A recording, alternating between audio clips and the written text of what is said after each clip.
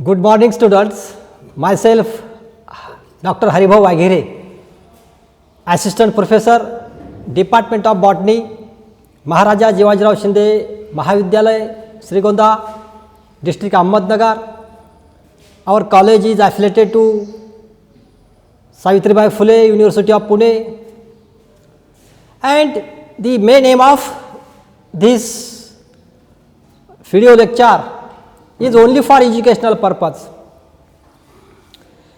Then we know that our university has a FIBSc and SYBSc.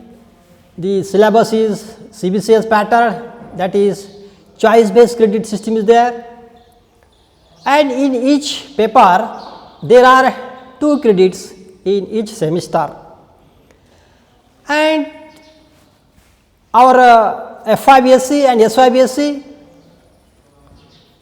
there are 2 papers, paper first and paper second. For FIBSc, our paper is paper number second, that is plant morphology and anatomy. In that plant morphology and anatomy, we have completed first chapter. In the second topic, that is morphology of reproductive parts. In that morphology of reproductive parts, we have completed first article, that is about the flower, then parts of the flower, different floral holes, then position of the ovary, gynoecium, estivation, all that things we have learned in that articles. In the last video, we have completed the inflorescence, types of inflorescence. Then in that types, we know that there are 3 types. First is a racemose inflorescence, second is cymose inflorescence, and third is a special type of inflorescence. In these 3 inflorescence, we have completed first racemose inflorescence, then their subtypes also we have completed, and in today's video we are going to learn about cymose inflorescence. This is cymose inflorescence, and while studying the inflorescence, we know the definition of the inflorescence, that is arrangement of the flower or the cluster of the flowers on the peduncle, that is the definition of the inflorescence. Then what is the difference between cymose and racemose inflorescence? We can very well understood with the help of these characteristic features. Then which is the different characteristic features of this cymose inflorescence? Listen very carefully. First characteristic feature is that the primary axis is terminated by a flower which does not elongate further. This is a very important characteristic features which differentiate the racemose and cymose inflorescence. What is the difference? In racemose inflorescence, the primary axis do not terminate, but in cymose inflorescence, the primary axis is terminated by a flower. And then which is the second characteristic features? The growth of primary axis is definite, that is determinate. In racemose inflorescence, the growth of this primary axis is indefinite. It is indefinite. Growth is indefinite. Then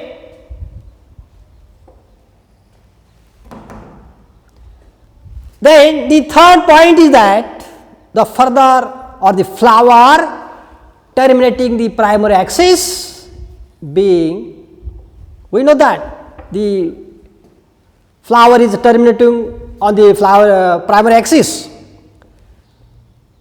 and the oldest flower open first.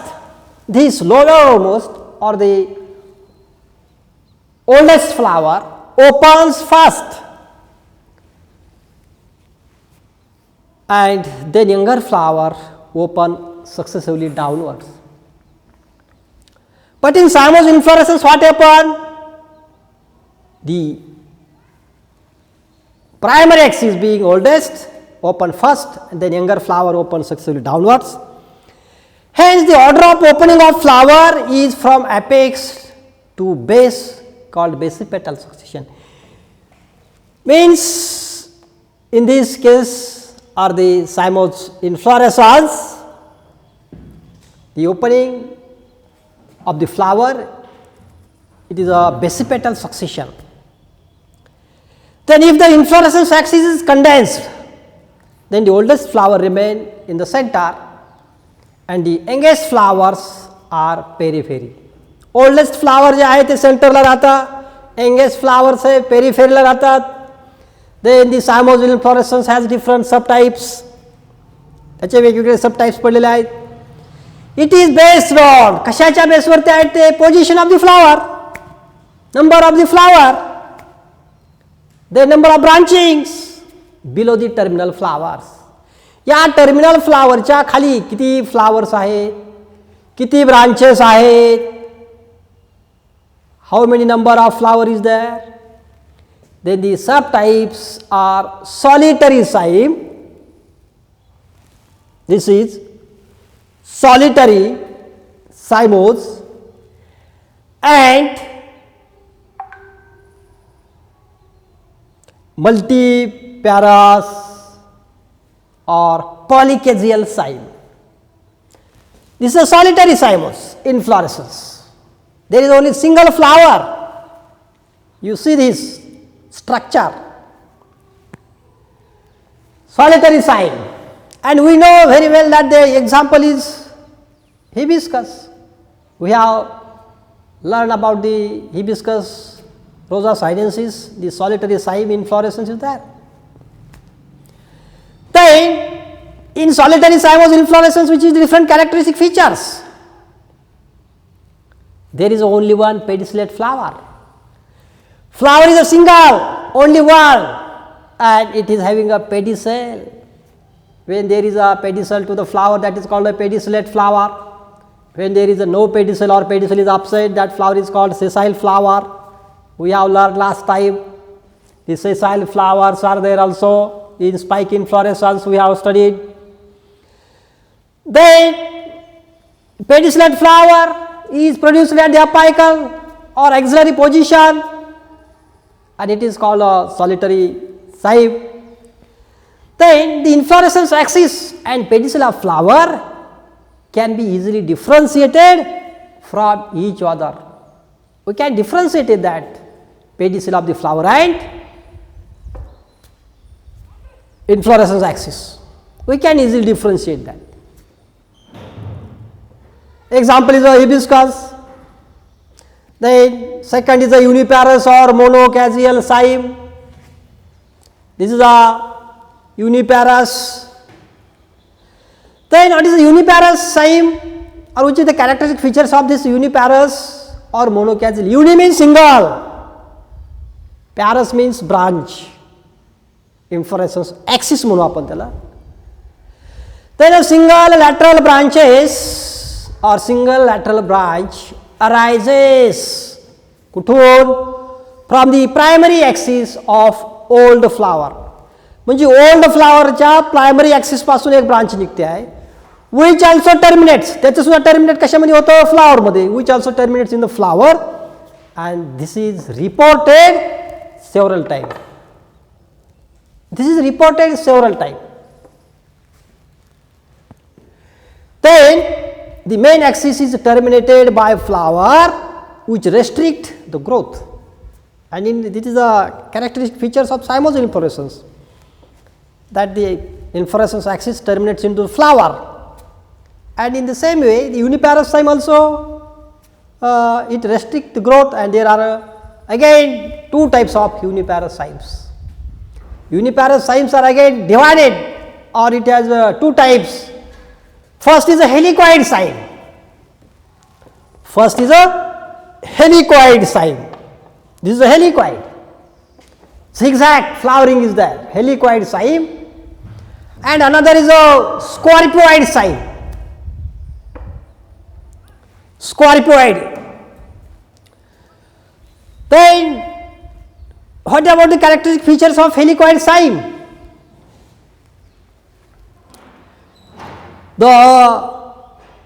In this type, the primary axis ends in a flower, one and the same character first. Then which is second character, the lateral branches are produced on the same side. The lateral branches आहे left side, see this again left side, see this is again left side, this is again left side, and this is again left side. Means in this helicoid cyme, it gives coiled appearance to the inflorescence and hence called helicoid cyme. And the example is Hamelia, tomato, potato, that are the different examples of helicoid cymes. Then what about scorpioid cyme? What is scorpioid cyme? The successive lateral branches are produced on alternate side. One branch is to the left side, one branch is to the right side, and that is called alternate sides, forming a zigzag appearance. See here, forming a zigzag appearance. One branch is to the left side, another to the right side, left side, right side, left side, right side, left side and right side, and this is called a scorpioid cymes. The example is the ranunculus. Then another example is the heliotropium. Third example is the trichodesma. Fourth example is the bougainvillea. You see the inflorescence of bougainvillea. In Marathi, it is called a kagdi fool, which is characteristic features. The colored bract is there, and that bracts are colored full, and we have to come in confusion which is the main flower. That is the Bougainvillea spectabilis is the name of that species, and it is having a scorpioid type of cymose inflorescence. Then what about biparous or dichasial cyme? This is the biparous cyme. The clerodendron is one of the best example, and the flowering in this August month is there.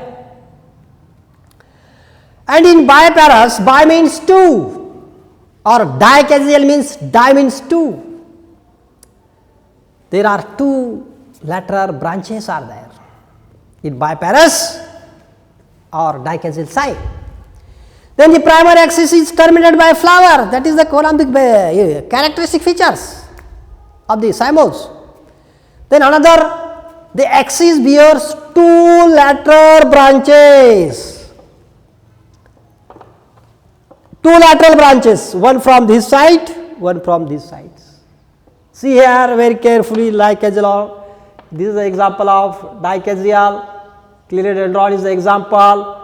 Jasmine is another example, dianthus is another example. There are three examples from this biparous or dichasial cyme. The axis bears two lateral branches. This is axis and it bears two lateral branches. First is here, second is here, another is here.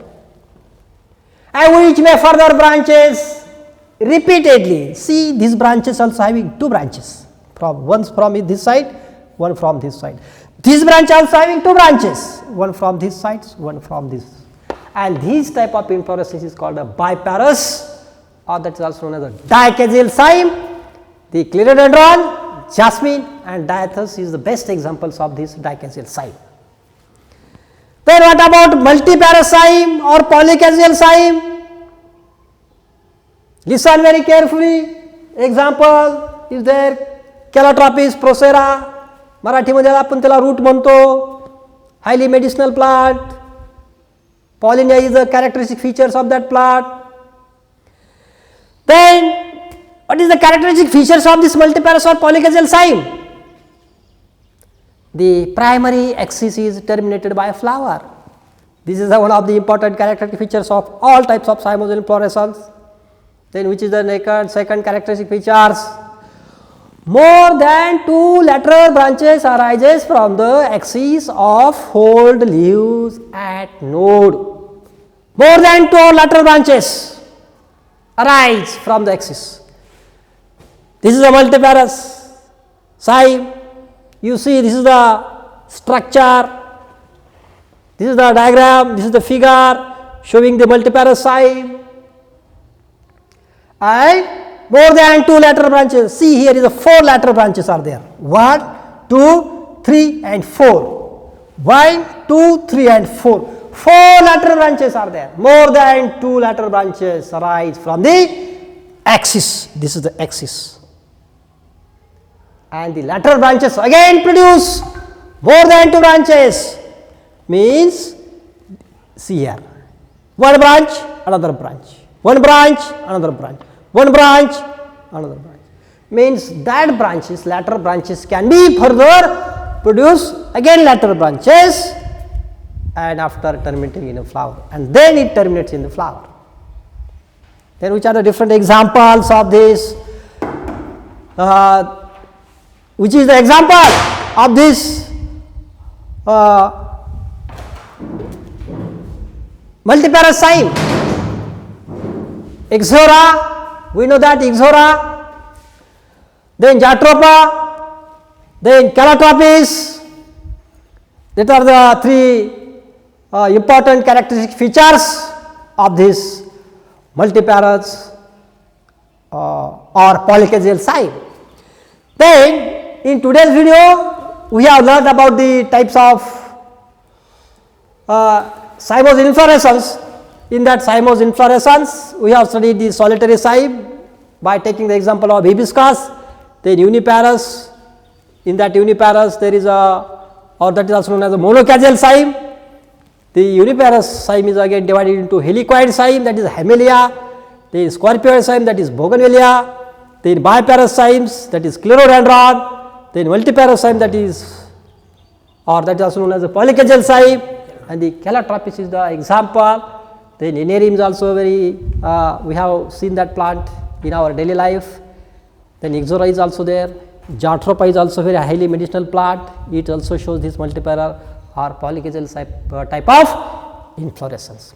And if we want to see more videos of FYBSc and SYBSc paper first and second, please visit to Dr. Vaighere's biology channel. Thanking you.